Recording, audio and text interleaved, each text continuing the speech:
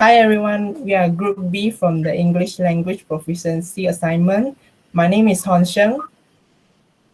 My name is Danny. And my name is Qi Yuan. My name is Lim.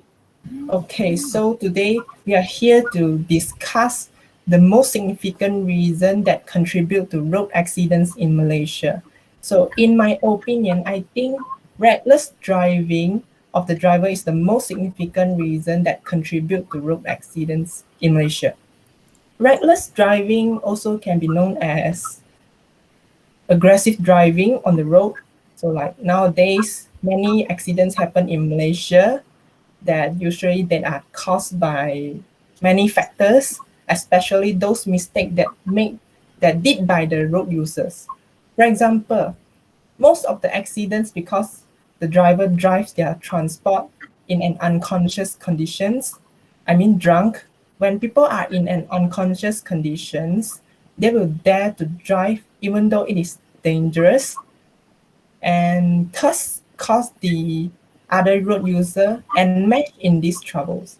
So I think that reckless driving is the most prominent reason that contribute to road accidents in Malaysia. How do you think, Qian? Hmm, you could be right, Hunsen. Well, in my opinion, the main factors should be bad road condition. Bad road condition have few types which will cause accidents in Malaysia. Nowadays, some people who are very rich and lazy can use money to buy a driving license. This is the reason that they cannot recognize the road sign because they don't even know what it is. And when they realize that they are already on the road which is very dangerous or which is under maintenance or some fixed objects or anything, then it is already too late. The accident will then happen after this.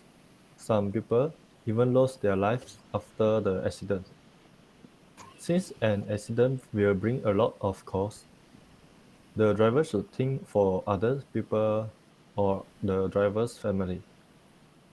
The driver must be prevented from taking alcohol before driving or playing with phones while driving or any others. So how do you think, Danny? So for me, I think that I don't fully agree with you, Qi Yuan, because from my perspective, I think that the usage of poorly maintained vehicles are the main factors that cause accidents in Malaysia. So people often forgot to check on their vehicles on time because of their busy life and thus left the vehicle unmaintained. Therefore, the tires could be left balding for months without any replacement, and the batteries dying in the middle of the road could easily cause a severe and massive vehicle accident. So the maintenance of vehicles monthly is recommended by experts to avoid this tragedy from happening. So in my opinion, I think that the lack of maintenance of vehicles are definitely the main cause of accidents in Malaysia. So what's your take on this, Eileen? Your suggestion is great, but in my opinion, the lack of strict penalties for errant drivers is the main reason which increases the number of road accidents in Malaysia. Mm, Malaysia was ranked 65 globally for the most road deaths in 2020, according to the World Health Rankings. One of the most obvious examples is the drivers not stopping at a zebra crossing and ignore the pedestrian when there is a pedestrian crossing. This makes the pedestrian not mention the cars and cause accidents since the errant drivers did not follow the rules of driving. Hmm. Besides that, the errant drivers who exit roundabouts without signaling, speed on flyovers, cutting across double lines, car park along yellow lines, and so on. So, what is your opinion, Harsha? Oh, so I'm afraid we don't share the same opinion, Alim. I stand for my point of view that most accident in Malaysia is due to reckless driving. So I believe that most of the drivers that involved in reckless driving mostly are drunk, taking drugs, or driving by following their current emotion or mood at that time. So when a driver drunk or taking drugs, their mind is almost in an unconscious conditions, like what I mentioned before. And some driver might feel bad due to some factors, and yet they are still driving. This will seriously cause accident because when a driver emotional, they might speed up their car without knowing what they are doing. Also, most of the time, drivers don't even realize that they are driving recklessly because of the distraction of the outside influence like cell phone, talking to other drivers in the car, maybe eating or even applying makeup. Yeah, guys, I have some words for this. May I? Yeah, sure. Yes. Sure. Okay, thank you. So after listening to Hong Shen, I kind of agree with what Hong Shen said just now. He mentioned reckless driving. And for my point about the bad road condition, if the driver has enough attention to the road so that the driver will not be on the bad road.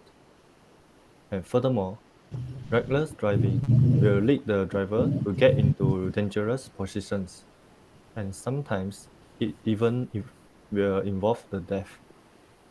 It will also involve other people getting into accidents. So as we know, there are some laws listed that alcohol, playing with handphone, eating while driving are prohibited. But some people still don't care about it. I wonder if you guys have some others thoughts of others. I will still agree with Hong Shen. Sorry for the interruption. I think lack of strict penalties for errant drivers is the main reason. The bribery of drivers to the police makes the drivers in Malaysia disregard the rules of the road as seriously. They can simply solve the problem by using their money and authority to bribe the officer and would not worry about the mistakes they make. This shows that they won't treat it as a serious problem, just drive the way they want. So, pardon me from voicing out again. So, from all the points given, I think that this time I'll be siding more with Elim's point of view. Yes, I think that it's important to punish selfish drivers with strict penalties. It may seem ruthless to low-income families, but it can definitely decrease the rate of accidents in Malaysia. So, as because people are feared to pay for the enormous amount of penalties needed by breaking the laws and regulations on the road. Thus, the implementation of strict penalties could reduce the threat of having a vehicle accidents. All the errant drivers in Malaysia, they need to know that no one is responsible for their carelessness and mistakes they've made on the road. So that's my opinion on it. What do you think, Han Sheng? I do see your point, Danny, but I think that lack of strict penalties for errant drivers is not the most fundamental causes. Yes, we can't decline that Malaysia always strengthen the national rules year by year for the road user by fining them with a huge amount of fines or putting them in a jail or even confiscated their driving license. But we still can see that the rate of the road accidents is still increasing year by year, right? So that's why I think that we can't blame the government totally. So besides, the government has warned the road user not to drive drunken, but it has been ignored too. So how do you think, Danny? Do you agree with me now? Now that you have mentioned it, I agree with your point because it makes more sense now. So reckless driving, it may be the leading factor because some citizens could also ignore the penalties given by the government and still get in trouble. So drivers under the influence of drugs and alcohol could never focus and get in their right mind.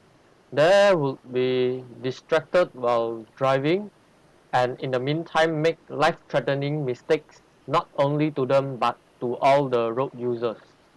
So dangerous driving could also be caused by many other factors, for example being late for work, rushing to the hospital, and etc. So in this case, people may forget and ignore the basic rules on the road. So this is my view on this matter. So how do you think, Elim? It sounds great.